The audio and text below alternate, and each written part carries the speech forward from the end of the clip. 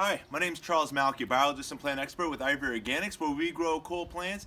And today we're doing this 6-week follow-up to when we installed these tomato starter plants in our vegetable garden to my right, which we're going to see in just a minute. I'm going to put the video link to this planting lesson that we did 6 weeks ago in regards to preparing the soil, enriching the soil, and just some tips to get these tomatoes off to a wonderful start. But it's been 6 weeks since I've done anything, and I wanted to share the lessons on what you need to do and the problems with, if you do not do these steps, what can ultimately happen to your plants if you don't care for them properly. But just a quick recap on some of the things we did. And again, I'll put the entire video link up here in the right corner right now, so you can check that out.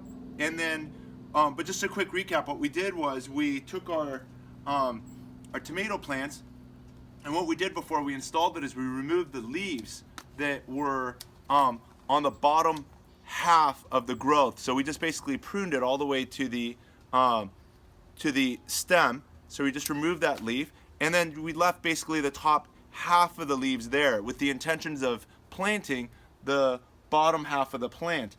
And then what we also did is we applied this product as well to the leaves, which is Ivy Organics. It's a 3-in-1 plant guard where it's a ready to use spray on for trunk, branches, and leaves, protection against damaging sunburn, insects, and rodents. Ideal for newly installed plants and trees for use on your roses, fruit, nut trees, ornamental trees, and shrubs.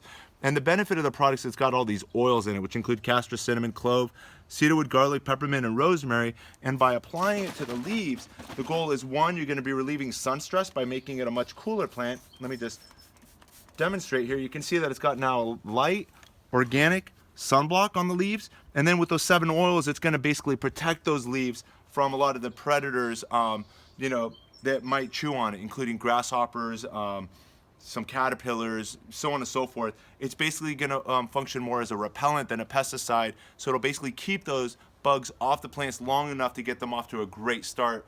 And now let's take a look at some of those results.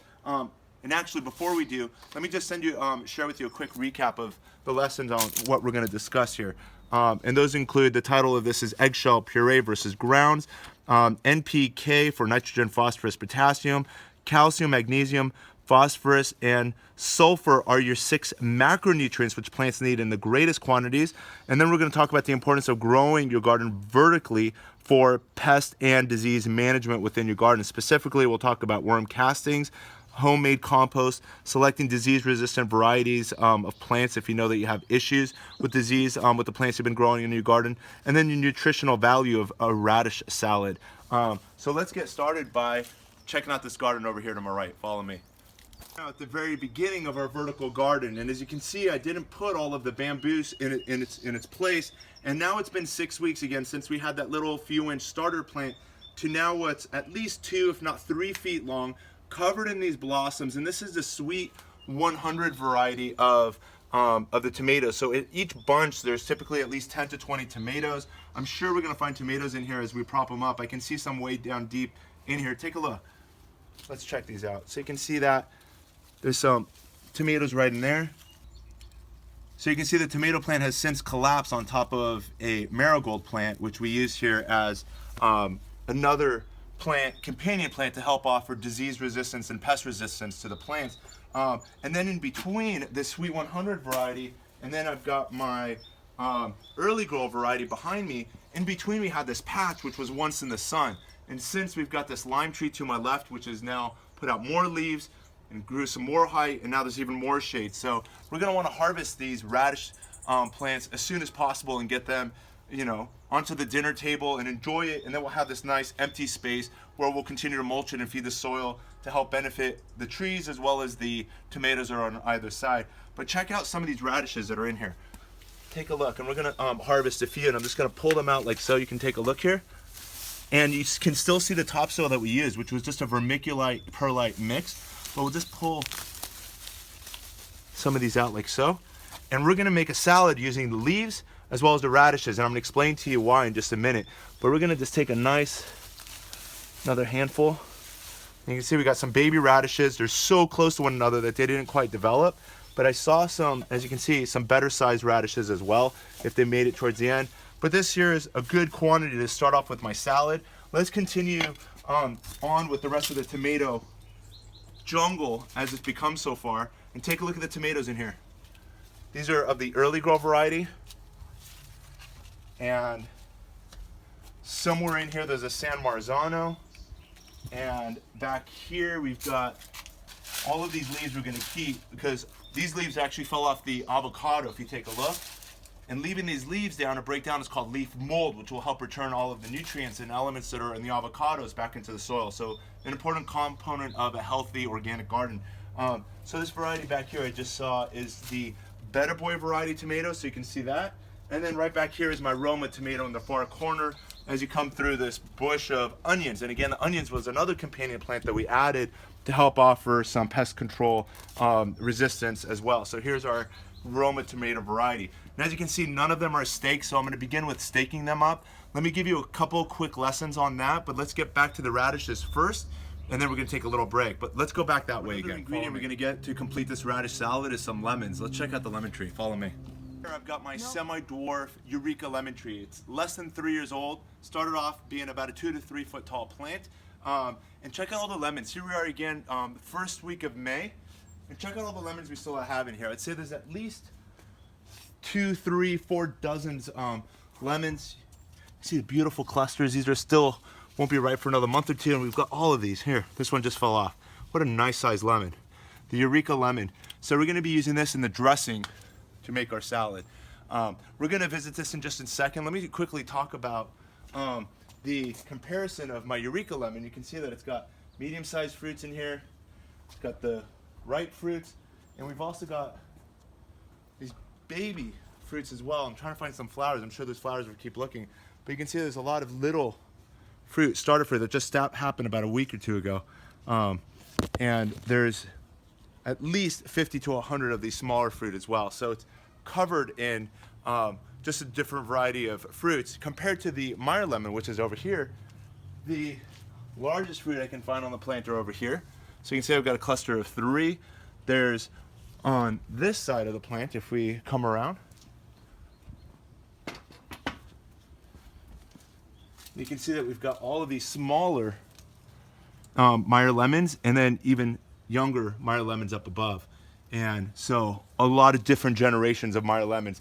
And the Meyer lemons traditionally peak between about November and January in regards to production. And if you don't harvest them quickly, compared to the Eureka lemon, they ripen a lot faster and risk rotting a lot faster than the Eureka as well as the Lisbon varieties.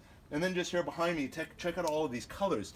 Being that we're here in California, we plant a lot of California native plants, and I always encourage people to dedicate at least 5 or 10% of their property to having California native plants, and that includes the poppies and the sage and bluebells, and there's fuchsia back there. There was some like reddish pink flowers that are going to be blooming for the first time.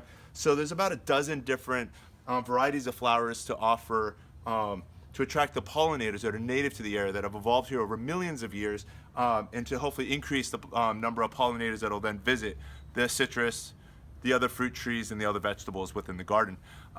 Let's talk about the nutritional, and then in regards to the Meyer lemons, we had such a huge volume of Meyer lemons at the end of winter that we ended up having to juice them, and we turned them into these cubes. And as you can see, here we are now again at the first week of May, and we probably had about 3 bags of cubes. This is our last one that's left, which we're using to typically flavor water, as a healthier alternative, which our family is enjoying. And then the fresh squeezed stuff we use for marinades, salad dressings, and so forth. Let's talk about the nutritional importance of using radishes in your salads. Let's check this out. So I'm going to quickly share with you how simple it is to make a salad, not just this radish salad, but any other salads in your household without buying salad dressings, which are high in unknown ingredients and high in fats. What we started off with over here is we've got, all of the radish parts. I took off all the yellow leaves. I see some more that could be, removed. I'll put it here on the side. But you can see I cleaned up the radishes. Anything that had some bite marks on it, I've cut off and cleaned up. And what we're going to do now is just cut it into bite-sized pieces like so. And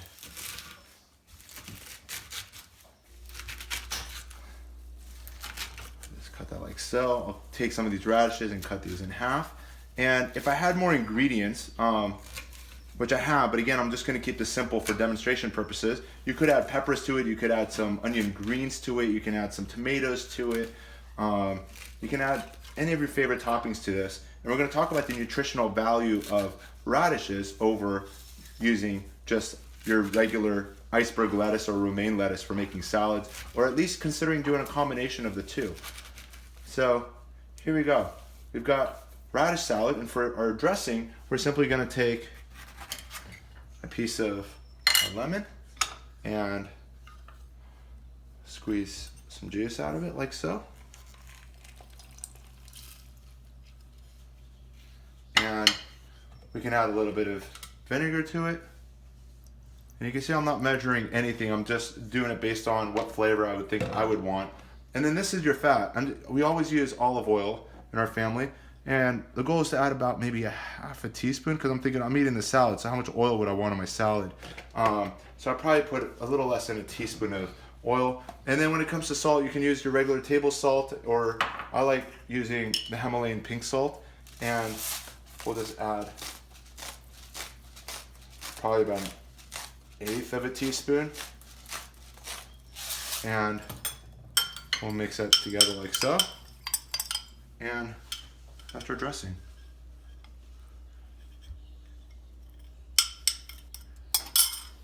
Can't beat that. Can't beat that.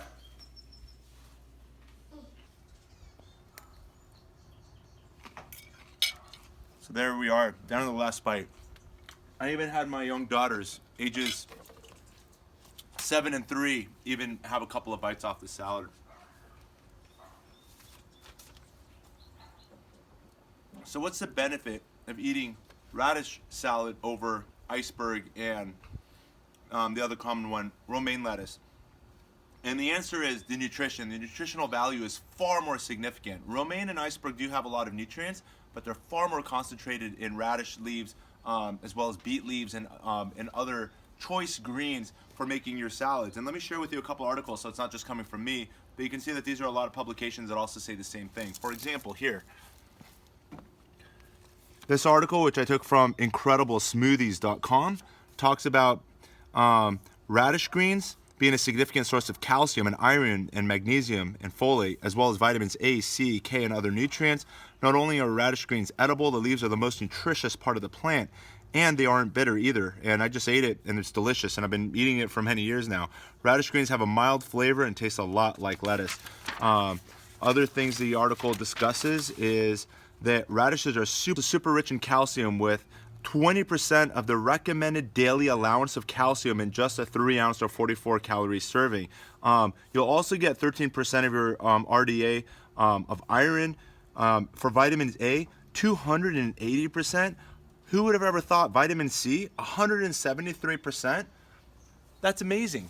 And we're going to talk about the importance of having a lot of elements in your soil so that you're reaping the benefit of all of this additional nutrition. Furthermore, it reads, excellent source of minerals, antioxidants, fiber, and a source of plant-based protein. A second article here I want to share with you as well is from livestrong.com. And in this article, they discuss that the radishes are anti-cancer. The greens appear alongside broccoli and kale in a list of vegetables that contain high levels of anti-cancer compounds, also as an antioxidant. So again, the goal with planting and eating radish greens is enormous, but the benefits are far more than just radishes. Pretty much growing anything in your garden has a lot of anti-cancer, a lot of antioxidant, a lot of vitamins, nutritions, and minerals. And calcium. I thought that was interesting that you're getting as much as 20% of your calcium by just eating radish greens. How amazing is that? The goal with enriching your soil is to make sure we're getting a lot of these elements into the soil, because the elements that are ultimately going to end up in your bodies are coming from what's in your soil that are then going to be uptaked and going into the plant for healthy plant nutrition. Let me share one other thing with you. Check this out while we're recording. This guy flew out of the nest behind me, landed into the wall in front. He's still doing okay. We're gonna go and return him back to the nest. Check that out, so beautiful. Take a look at the colors behind him. Spin him around so you can see his back as well. What a beautiful bird. just about ready to fly out of the nest, but let's go return it back to its sibling. Check this out.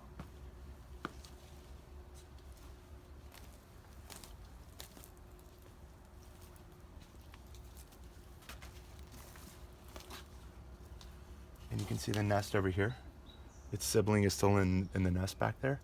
Hopefully you can capture that. I'm gonna try to get them right back near the nest. There we go. Stay right there. Perfect. And now they're back together again. So cool. Let's continue. So behind me is what's supposed to be my vertical tomato garden. The goal is to basically grow these tomatoes, or most of them except for the last one at the end. The Roma tomatoes is what's called a determinate variety, meaning its height is, will grow to a certain height, and generally most of the fruit will ripen within a few-week window.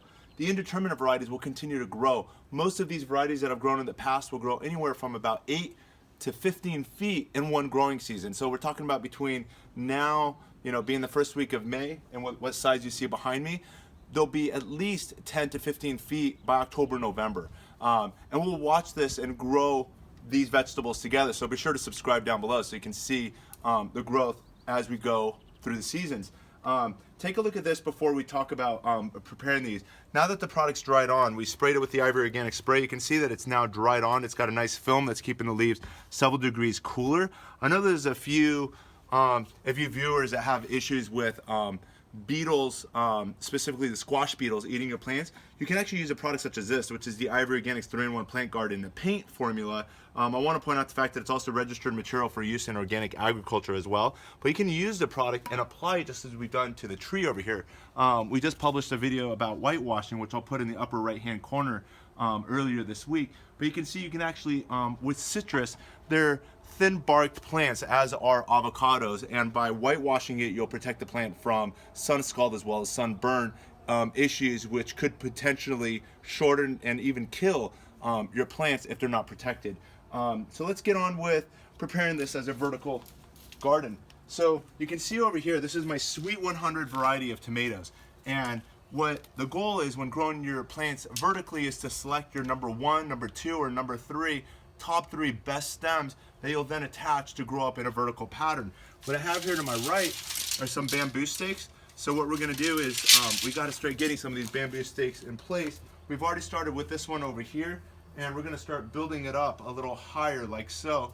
And what we need to do to secure it is we're gonna take our zip ties, and you can get a bag like this for just a few bucks. I think there's, it says over here 100 of them.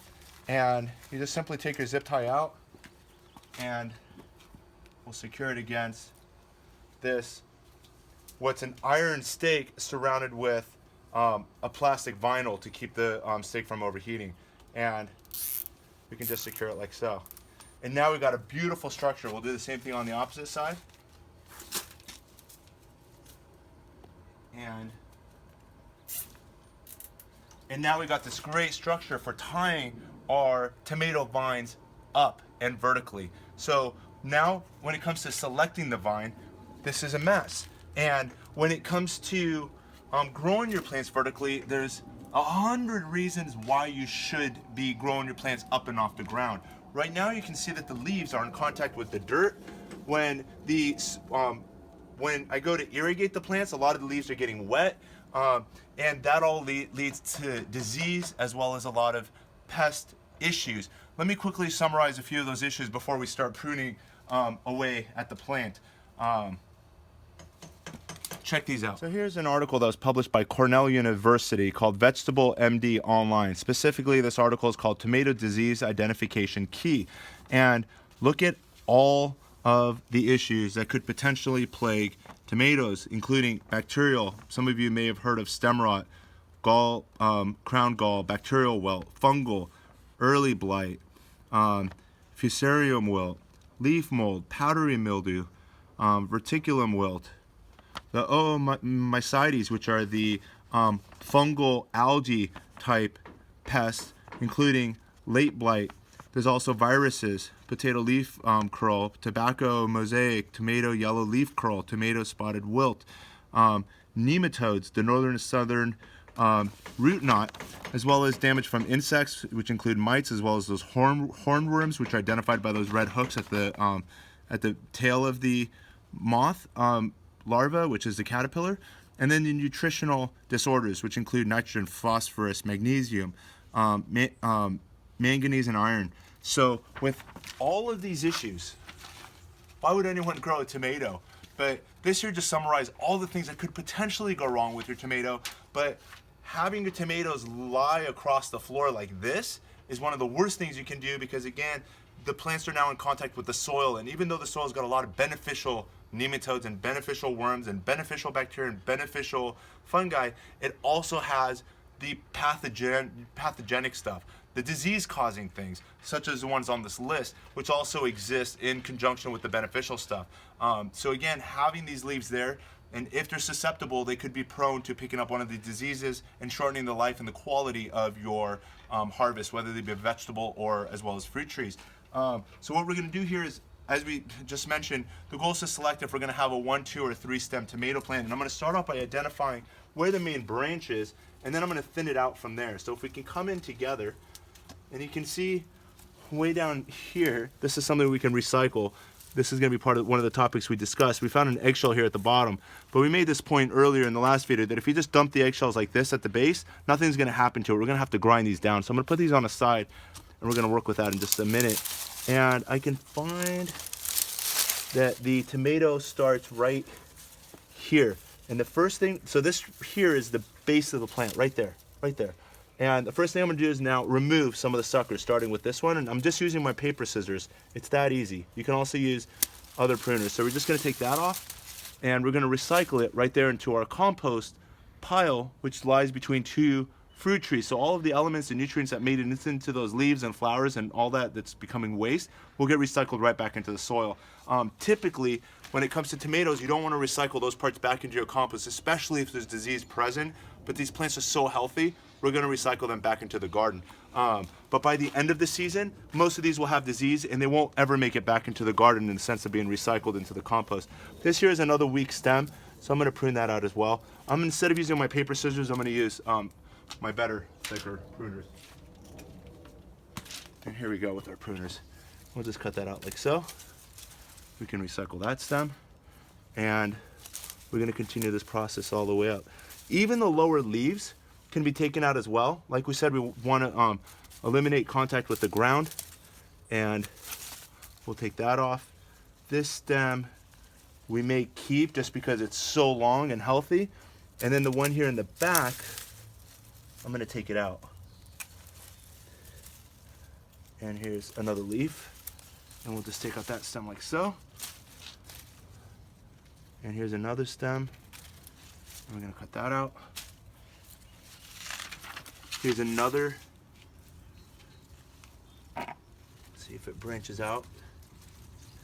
So here we go again. Check this out.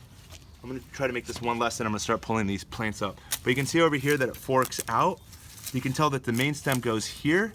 It's generally followed by, you can see that it's just a lot more vigorous. It's got more flowers on it than this side shoot, which also has flowers, but it's got a lot more growth before it finally gets to the point of flower. So this one here is like the sucker stem. So we're going to take this one off entirely, and that'll be cut out like so. So now we've got it down to 2 stems. Here's another sucker that I found over here. So let's do this one carefully together, because the rest of them I'm going to do by myself. And let's just take off this sucker as well. We'll throw that into the pile. And now with these smaller ones, check out how small this sucker is. We can just pinch it off with your fingers, like so. And we'll recycle that as well. So it's going to be a lot easier if you visit your garden once a week and look for those suckers. If they're not desired, that you just pinch them off. Now what we're going to do is take our twine.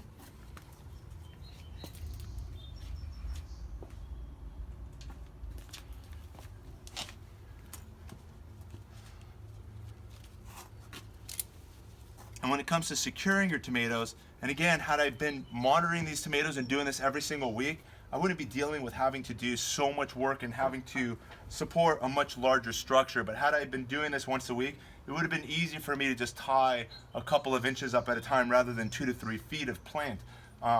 But again, I wanted to do this as an example to teach. I've never done that in 5 years, neglected my tomatoes this long, but I wanted to share with you how to correct the problem and still manage it.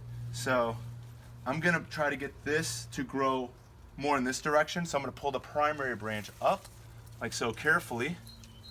Ideally, if there's another person that can give you a hand, you should have them help you make sure that the vine doesn't break so that you don't lose more time for the plant to grow and create the fruits that we're trying to enjoy here.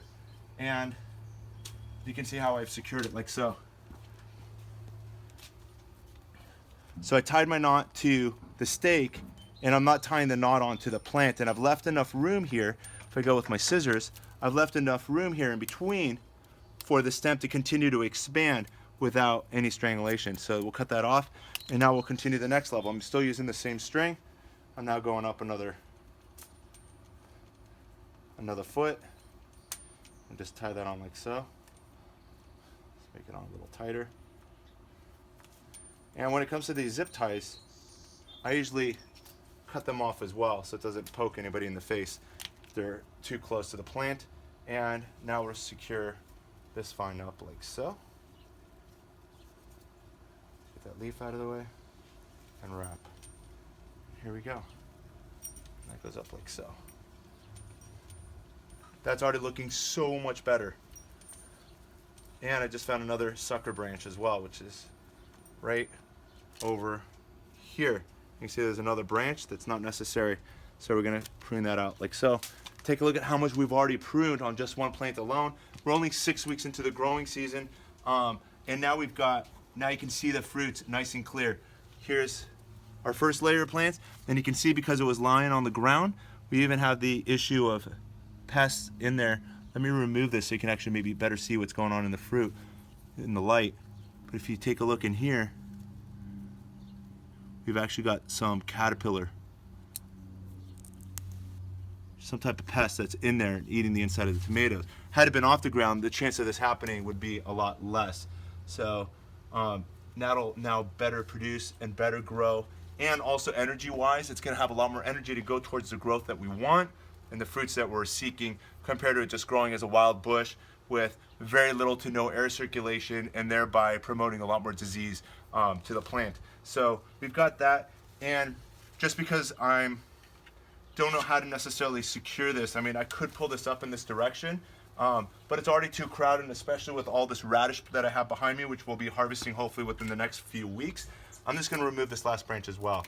So I'm growing my Sweet 100 tomato variety as a single stem, and so for the rest of the season I might just keep it as a single stem, or maybe I can consider keeping one stem and then branching it off, which is probably what I'm going to do. So let's watch that together. So we're going to keep this main stem over here. The second stem I'm going to allow to continue growing off in this direction, and we'll fill up this empty space with more Sweet 100 tomato varieties. So this is going to be my two stem variety, starting about 2 to 2.5 feet off the ground. I'm now going to continue this pattern with the early girl, the San Marzano, my Better Boy, and then the Roma tomato, and then you guys will come back and see the finished results. So I'll see you guys in a few minutes. I should hopefully have this wound up within the next 30 minutes or so. See you guys soon. So in just under an hour, I was able to re-establish the bamboo stakes to build the vertical garden, of which I would then tie the tomato vines, and then I selected also the vines that I wanted to keep, and we threw the tomato vines that were no longer going to be part of this vertical garden, so that the rest of the tomatoes' energy would go into supporting those vines that we've selected, and ultimately the fruits that we're going to get to enjoy. After doing so, this is a perfect drink. Those Meyer lemon cubes that I shared with you earlier are right here in my cup of water, and I've got a delicious, cool, refreshing drink to enjoy before I continue the tour of what we've just accomplished. So let's check these out. Over here, as we last left it, we said that we were going to leave this particular shoot to exist. So if we can call this the primary stem, which starts all the way down at the roots, we're allowing this shoot to exist, and we're going to allow it to become a two-stem tomato. And if we continue further back over here, I just want to share with you on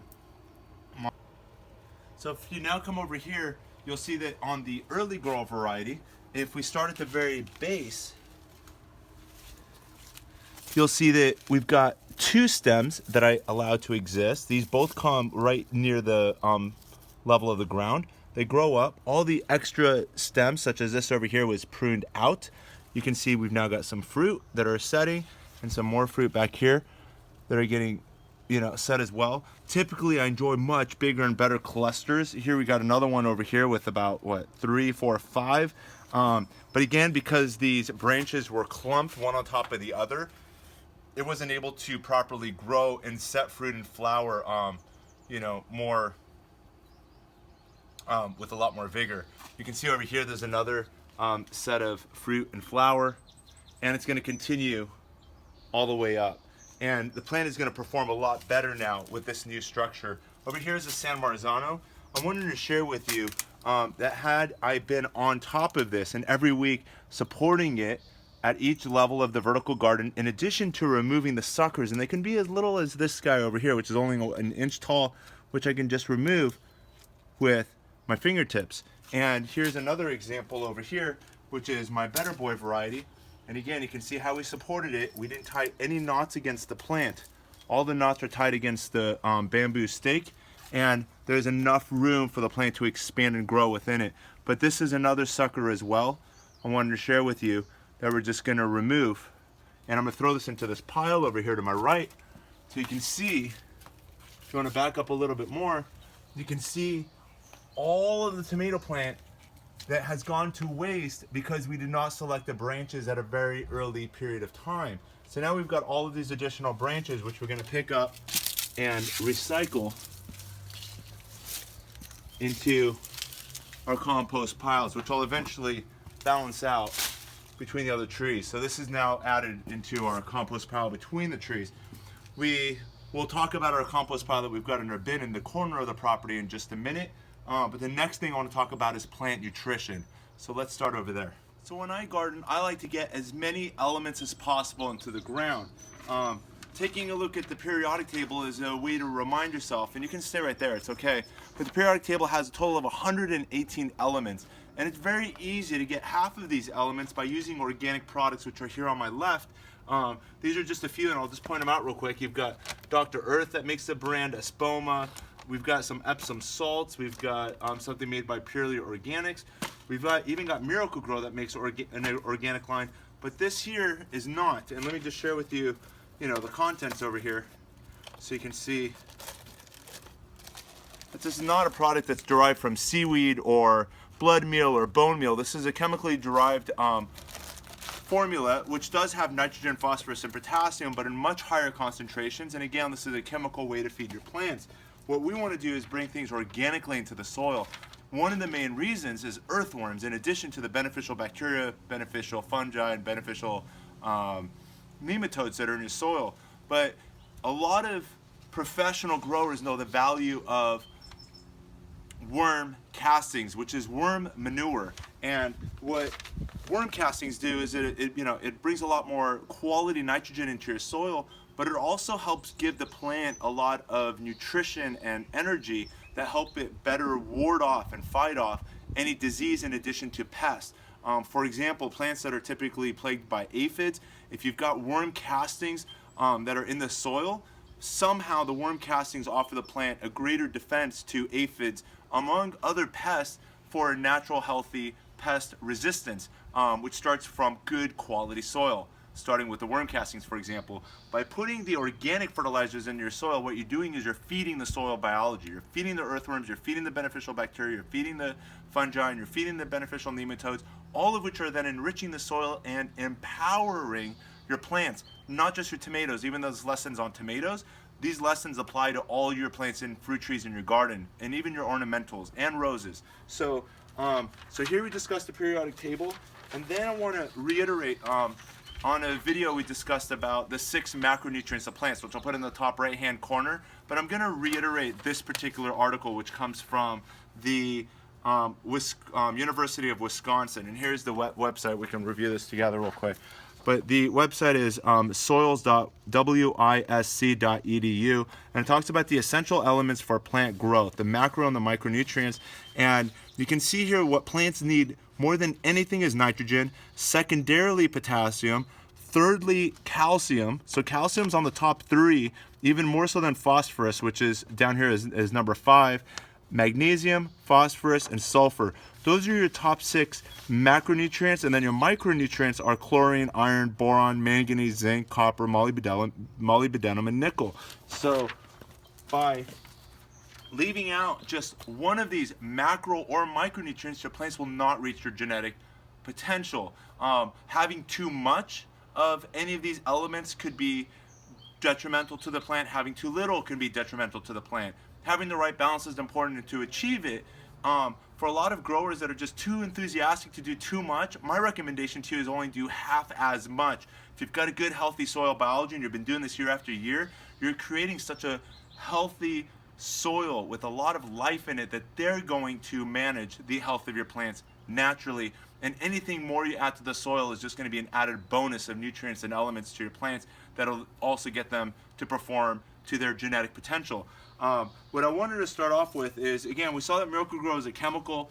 All of these organic fertilizers to my left, and I'm not giving recommendation of one to the other. Epsom salts are specific in the sense that it's a salt that's derived from magnesium sulfate, so it's going to offer you 2 of those macronutrients by just adding salts to your garden. But when it comes to feeding your plants, I recommend either, balancing between some granular fertilizers, which are here on my left, which have a gradual breakdown to the soil, the exception being salt, which would be readily available to the plant, and then using your liquid fertilizers, which are over here. I've got some fish fertilizer, and I've got some a kelp fertilizer, a fish kelp fertilizer, and then this thing over here, which is made from fish and seaweed fertilizer as well. And here's my watering can. So we can do a combination of liquid feeds with granular feeds. And the way because a lot of you guys ask me questions, what do I do in my garden? And what I do, being this is the first week of May, every first week of every month during the growing season, which is spring, summer, and fall, what I'll do is do something for my plants, especially my vegetables and plants that are growing so rapidly and going to wind up their lives in this growing season. I'll give them a lot more attention on a month-to-month basis. Even though my liquid feeds are only good for about a week or 2, that is the only thing I'm doing for the month. Again, the soil biology is going to do what it does best.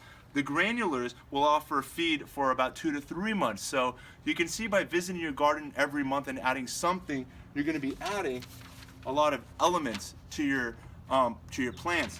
A lot of the organic products only emphasize these 3 macronutrients, which are nitrogen, phosphorus, and potassium, and they talk very little about the micronutrients.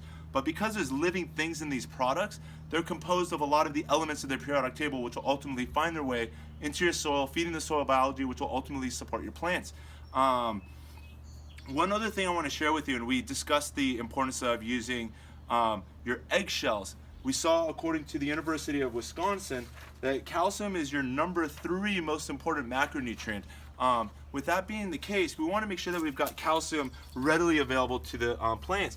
We've already discussed in one of our earlier videos, and I'll put that video link again up in the right-hand corner, as well as if it's not there for you, it'll be down below in the comments to this video.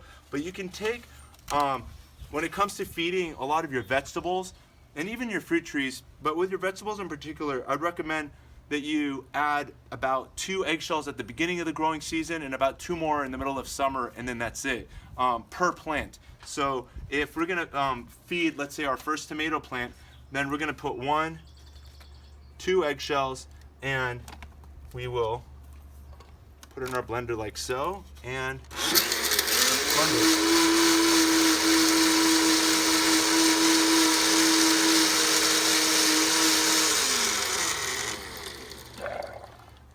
So now the goal with blending your eggshell is you want to get it into as fine as a particulate as possible. So we're going to take now this eggshell liquid and pour it on our first tomato plant.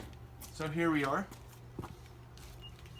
And we're just going to water around our Sweet 100 tomato. Keep in mind that when we planted this 6 weeks ago, we did our first eggshell grinds on this plant. So this was a little bit too soon, but I'm just doing this again for demonstration purposes.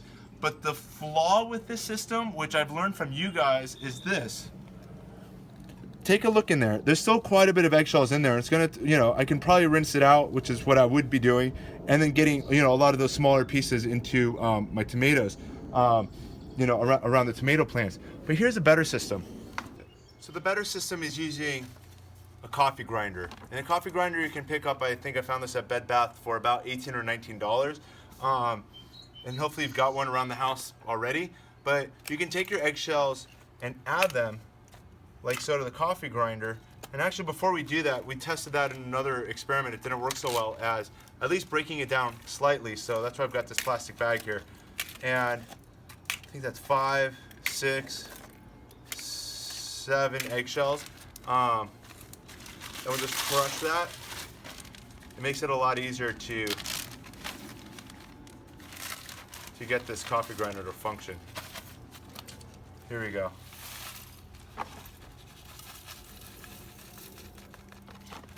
And now we just put on the lid and grind. And you can see we're now breaking the eggshells into a very fine dust, which will make it very readily available to the soil biology as well as the plants. So here we go.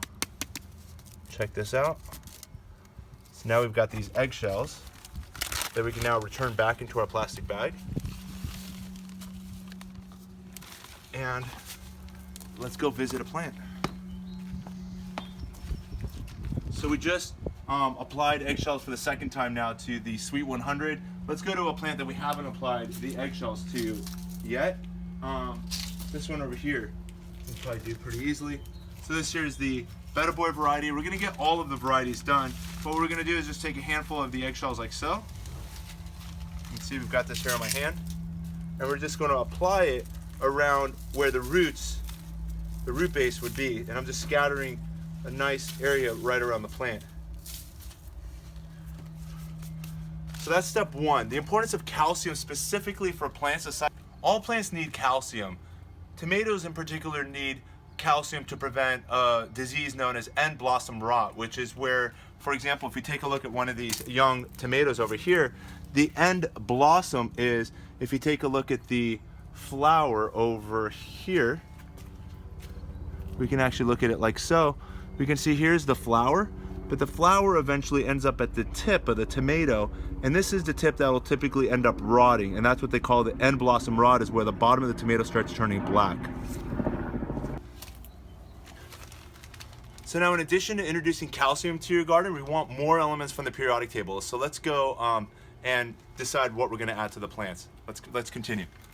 So now in addition to calcium, we can add one of these organic fertilizers. And what these will do is add some more of these macro elements, which over here, if you see the numbers, it says 3-4-4, 3% nitrogen, 4% phosphorus, 4% potassium.